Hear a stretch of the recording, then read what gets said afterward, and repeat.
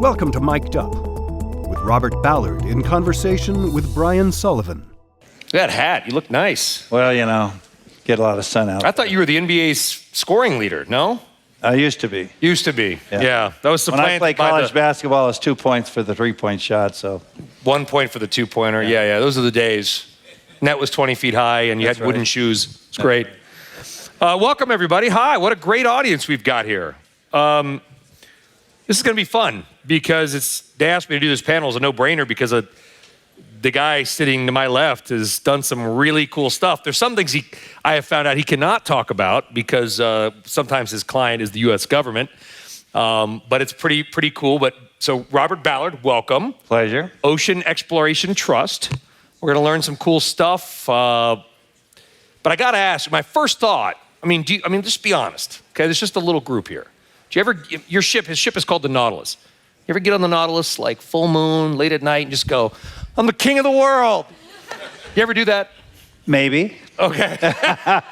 Is Kate Winslet there? No, I make sure that the camera person's not there, right? Anybody who didn't see the movie Titanic is like, what the hell is he talking about? Right. Go see it. It's a good movie. Yeah. Did you see it? Did you like it? I did. It was a great movie. And Jim's a great guy, and can't wait to see his next round of films. But he showed me, I knew what the old lady looked like down there. He showed me the beautiful young lady she was when she sailed from England so accurately. It was a fantastic. Did you, I would imagine you consulted with James Cameron, obviously the director and writer of Titanic, and producer of what it looked like down below. Was it accurate? Yes, very. The beginning when they're going over the sort of... Well, he went down and filmed the real one. So that was the real... So I guess it was accurate. Yeah. It was pretty accurate. It was the other Titanic. Right. But our news project, I think they're going to let me show some slides. Oh, there we go. Not the next one. I guess I click. So I wanted to tell an interesting story, and if you guys could put this up on the big screen, that'd be great.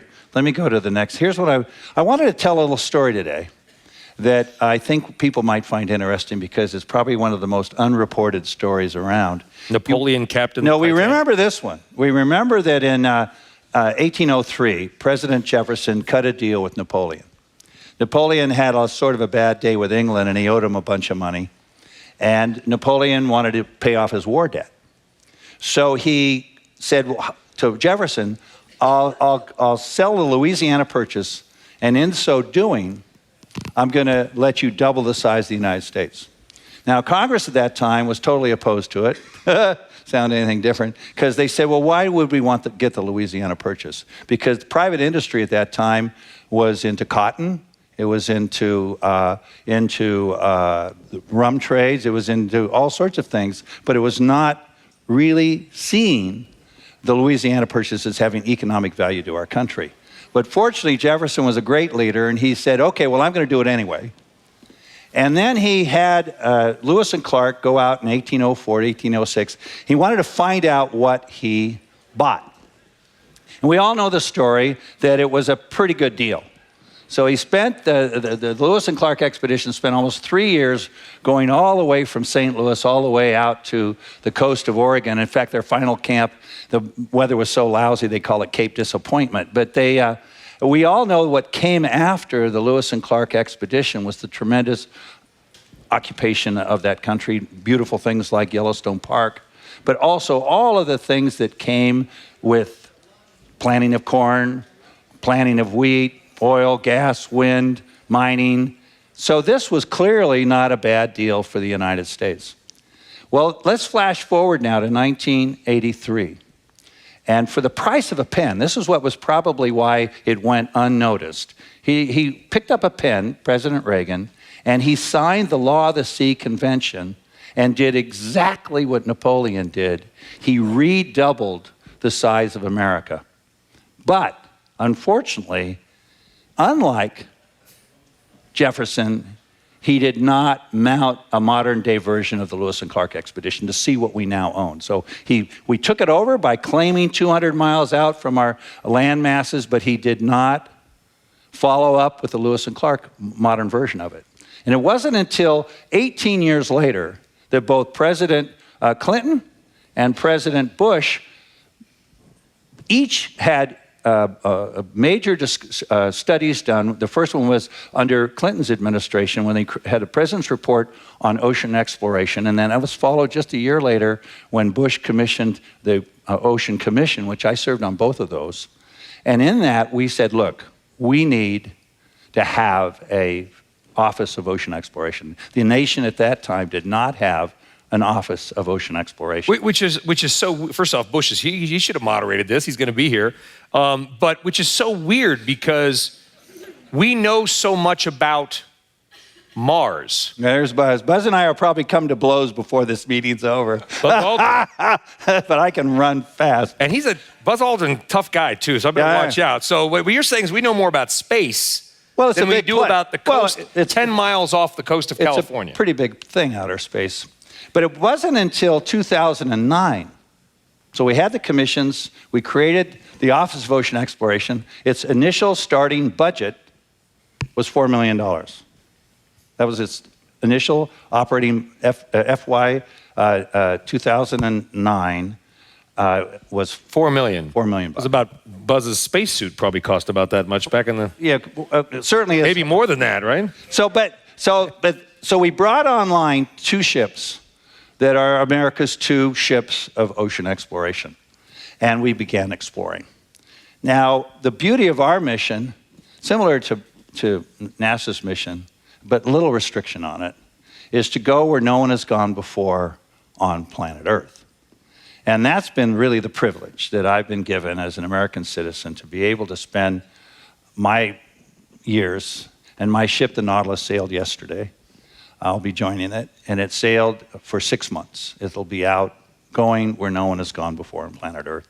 And it's an amazing place. It's not, to give you a sense of scale, I want to give you an idea of what we know and are familiar to all of you. So we all know Mount Everest. So there it is. Mount Everest is up in the center. I've positioned Mount Everest at scale next to Mauna Loa and Mauna Kea on the Big Island to show you what Mount Everest would look like if you tucked it up next to the largest mountain on planet Earth. Which is Mauna Loa. Just most of it's underwater. Correct. Well, you can see. If you look, the white part is Everest. At scale. Now, if you look at the lower right, we all have as screensavers, most of us. We have El Capitan in Yosemite. That's El Capitan, and the image above it, to scale, up against the wall off Grand Cayman.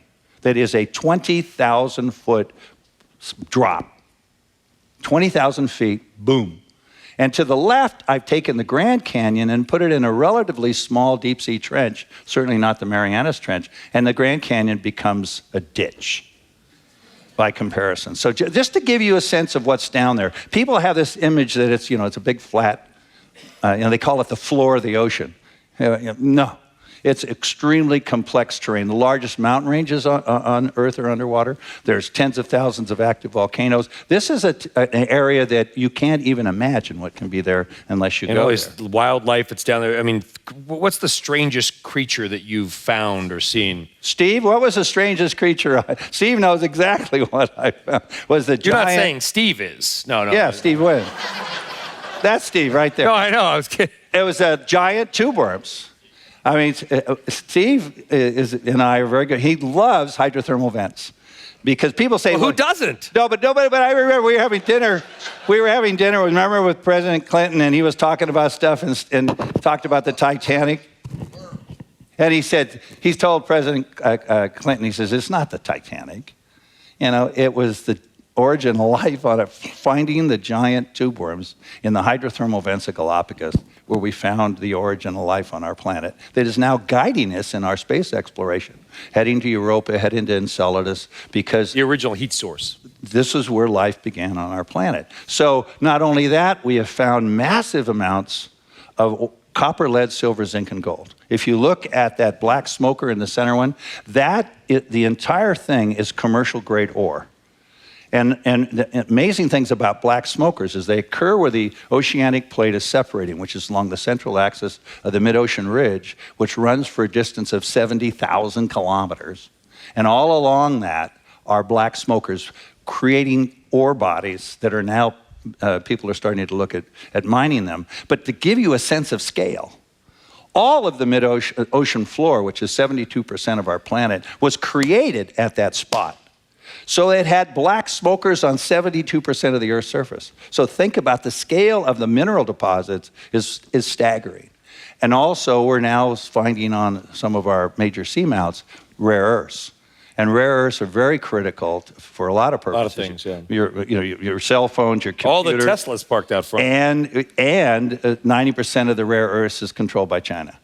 So this is a very critical... Would you support mining that? Properly done, of course. It's like anything we did in our own country. I think that there's areas where you can mine and areas where you don't mine. And so you have to project, where is this nation going to be in really a fairly short period of time? And it's going to be, how does the tapestry of the ocean, particularly in the 50% of our country that's underwater, it's going to have major debates. Upper right-hand corner, the creation of national marine sanctuaries is really critical. We need sanctuaries to protect species, as sort of like mangroves provide the area for small fish to live and then go out where commercial fishermen can catch them. But we need to be looking at the management of our 50%. And it'll be similar to how we manage the land part. What's the difference between the Atlantic and Pacific? Pacific's, besides the name. Well, the Pacific's a third of the Earth. And because the Pacific crust is extremely heavy. And so the rock that comes out of the Earth in its natural form has very high concentrations of iron and magnesium silicates. It's called basalt, it's called gabbro, but it's heavy. And if you look at an oceanic, if you took a cubic foot of a continent, the typical rock, granite. Okay, granite is, if you look at the periodic table, it's sodium, aluminum, calcium silicates. Feldspar, quartz, stuff like that. If you took a cubic foot of continental crust and you put it on a waterbed, it's going to sink into the waterbed.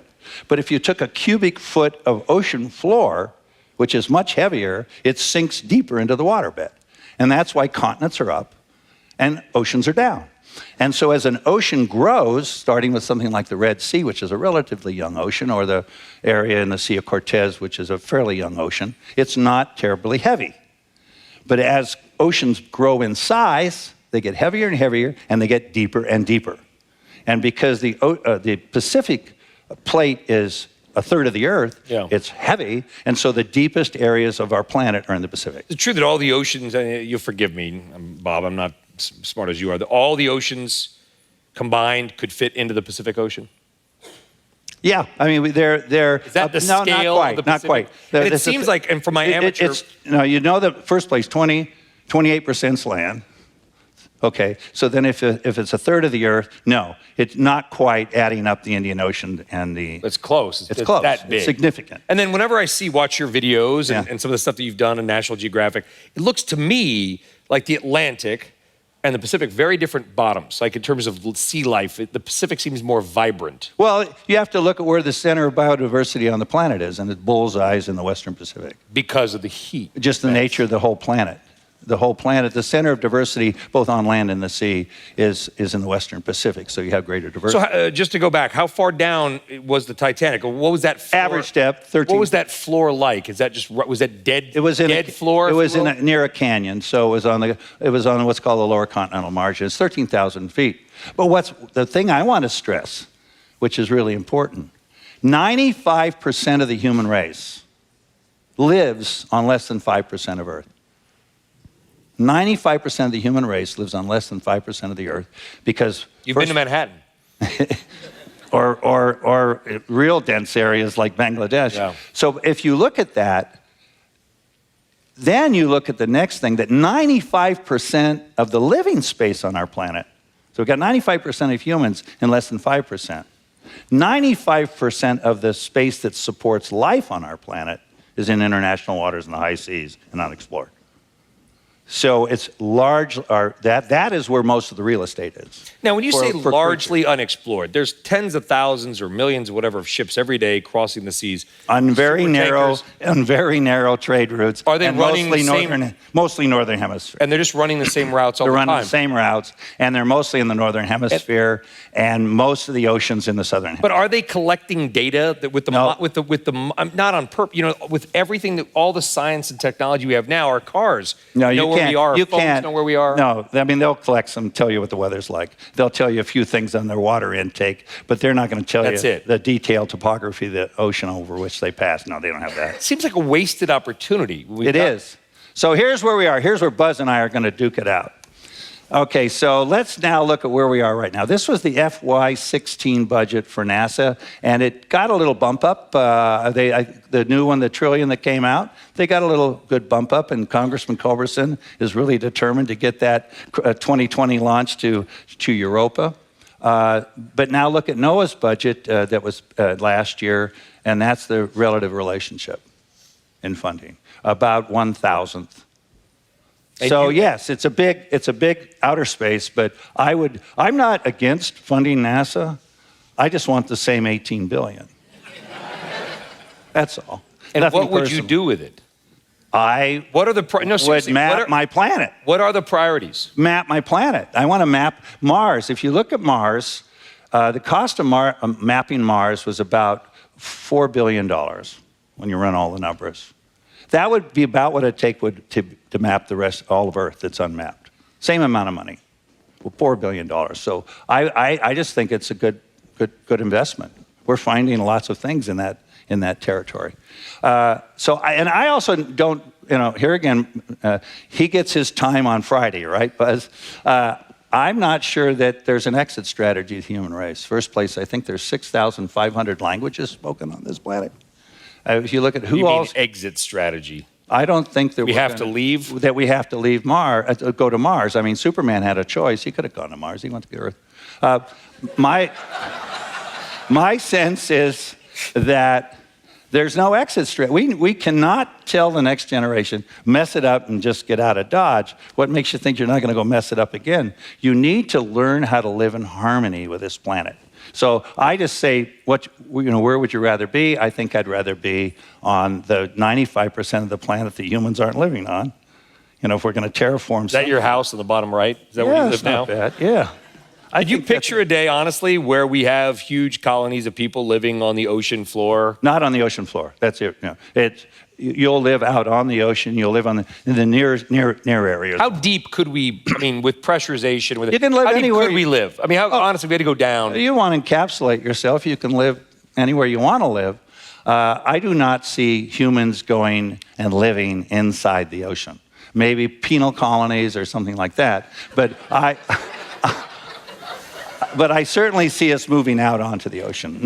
Absolutely. And which jail are you going to? Particularly the farmers of the future. Look at right now. Here's another stat. 90% of all the large fish in the sea, have been hunted down. We've eliminated 90. How do we know that, though? Because you can run the numbers. We know what we're catching. If you say it's unmapped and unknown. No. These are the fish that were in the shallow area that we eat.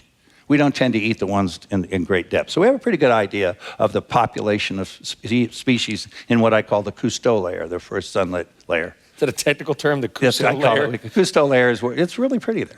But so what we need to do as a society is we need to do what we did 11,000 years ago on land. 11,000 years ago on land, we domesticated goats and sheep. We began to cultivate wheat. We are still hunter-gatherers in the ocean. We are catching the lions and the tigers and the bears of the ocean. We're eating top apex predators. Whereas on land, we eat something that takes photosynthesis, turns it into grass, turns it into protein. It's called a cow or a pig or a chicken. We need to begin moving away from hunter-gathering to farming. And these are some of the new creative ways. The one I love is one on the right. So explain, what is the one on the left? What is that? That is a fish farming. Those are mollusks. Vertical In fact, right off here is the only, off this building, out between Catalina and San Pedro, is the first major aquaculture program that's in federal waters, and they're mostly doing mollusks. And the primary is mussels. It's called the Catalina Sea Farm.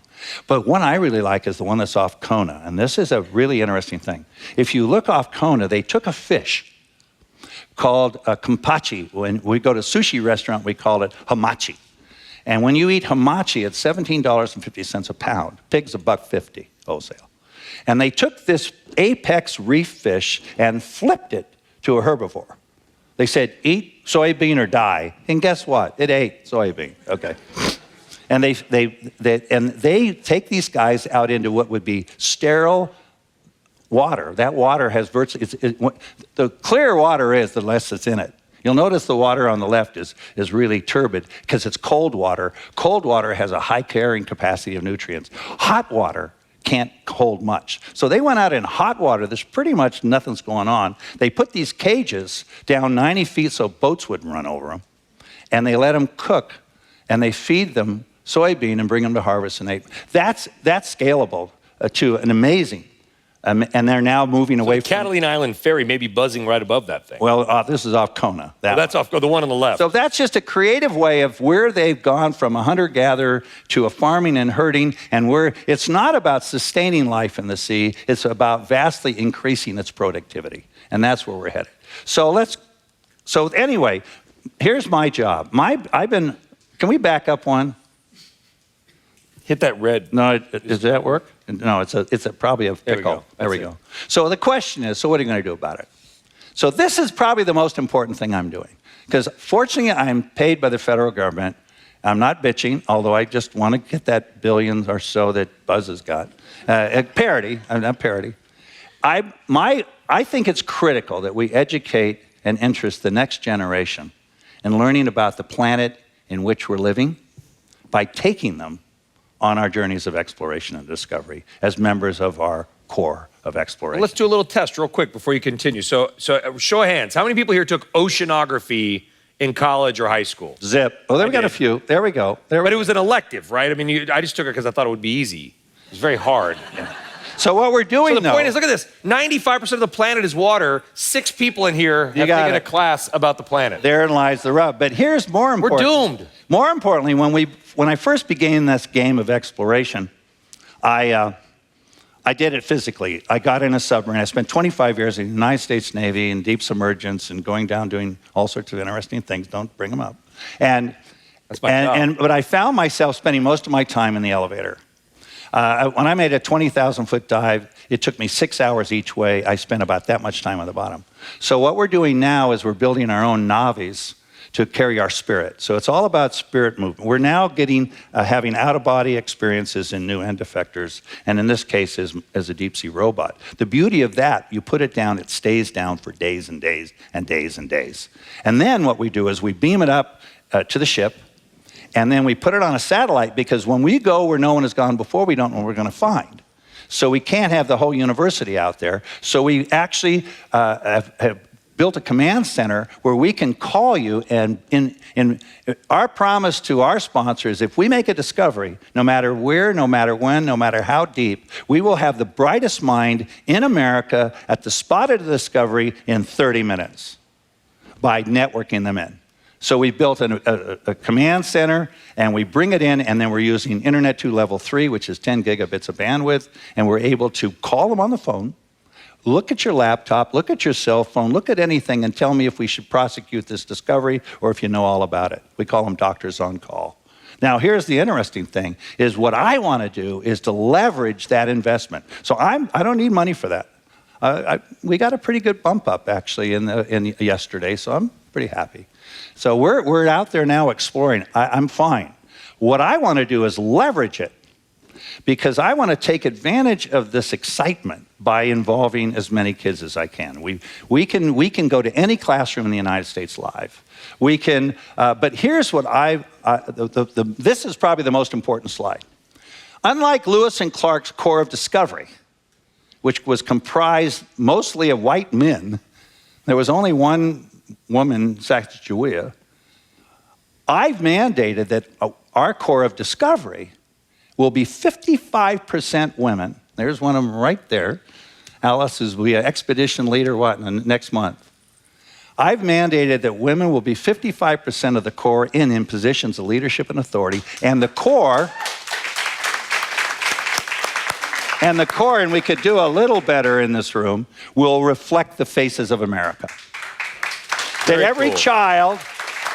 every child needs to see their face in the Corps 20 years out to know. You don't have to do anything but show the kids that they will find their face. And so that's And you take students out. You bet. And I starting take them, at what, 15 years old? 15. You and I spoke about that? 15, yeah. And they become the role models and the mentors. But some of your kids in this room, some people's kids, if you want, and go to oceanexplorationtrust.org. We have a program. I've mandated a teacher on every watch. A teacher on every watch. We work with Boys and Girls Clubs. We work with whoever wants this. We can go to any venue in this country. I want to scale this. I got National Geographic to build me a beautiful studio. Thank you, National Geographic. But we then bring them out. Here they are. Look at them. We're bringing them out and training them. At every watch, we have young people being trained, and then we put them in the hot seat. Those kids are now... Is that on the Nautilus? That's on the Nautilus. And I have to admit, that central picture is my daughter, Emily Rose, with a button nose, who started with me at 15. She's going on her... I'm going to cry. Oh, that's nice. Moving on. I mean, it's not nice you're crying. I don't want you to cry.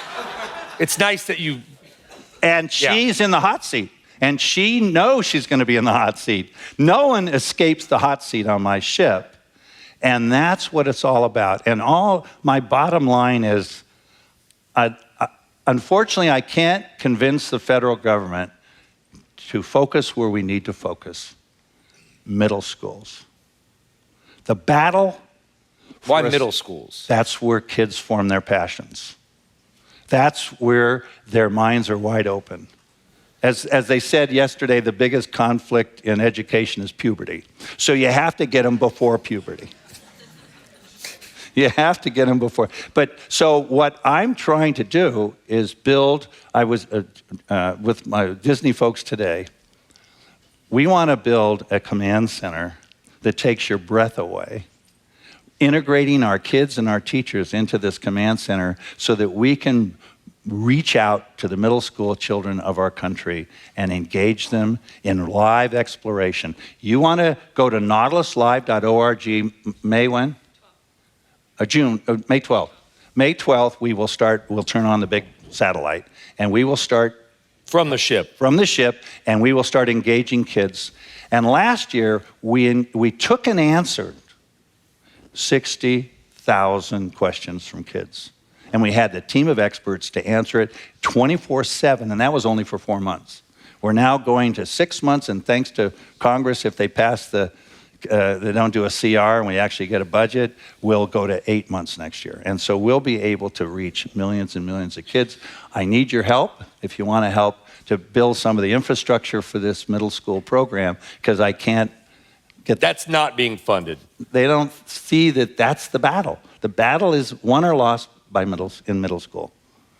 That's where it's won or lost. So if you want to help me, there it is. There's Allison. Please do. So that's my pitch, and I got 2 minutes and 25 seconds. Well, you got a lot of potentially willing people in this room as well. And before we wrap it up, I want to... I just did. Now we can relax. So what do you want to ask? In our remaining 2 minutes, Bob, yes. I've never sat more quiet. I really enjoyed that. I'm usually the one blabbing off. It is an amazing thing that you're doing. What do we hope to find? If you could just paint the perfect... That's classic. I love Simple? that. I should have asked a harder question. I love that question, because when a kid asks me this question, I say, there's something you don't quite get. I don't know what I'm going to find. If I did, I would know, but I don't know. No reason to explore. So I'm going where no one has gone before on this planet, and I'm going to turn. When I found hydrothermal vents, it was not in my NSF grant. In fact, we had a bunch of people debating, don't throw it away. It's not in the grant. We can't look at it. When we found black smokers with all, no, it's not in the grant.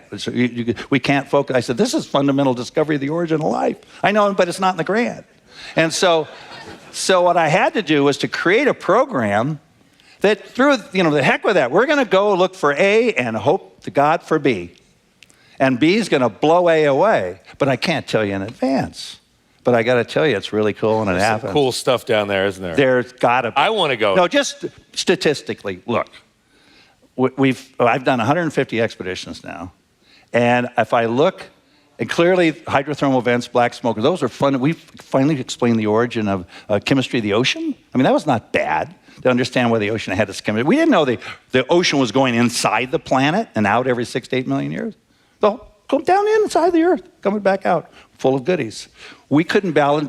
We couldn't do our mass balance calculations. We could not explain the chemistry till we found it. So I'm just confident that we've only seen, they say, maybe 3% of the deep sea, and we got lucky. Well, what's the other 97? Something. So I'll call you when I find it, okay? Well, no, we'll watch it live. Watch it live. We're going to watch it live. And you can go on Twitter and Facebook. We have social alerts, and when we're moving in, we'll let you know and turn it on. Look at how good you are. There's 6 seconds left. Here's the thing. Thank you. Robert Ballard, thank you.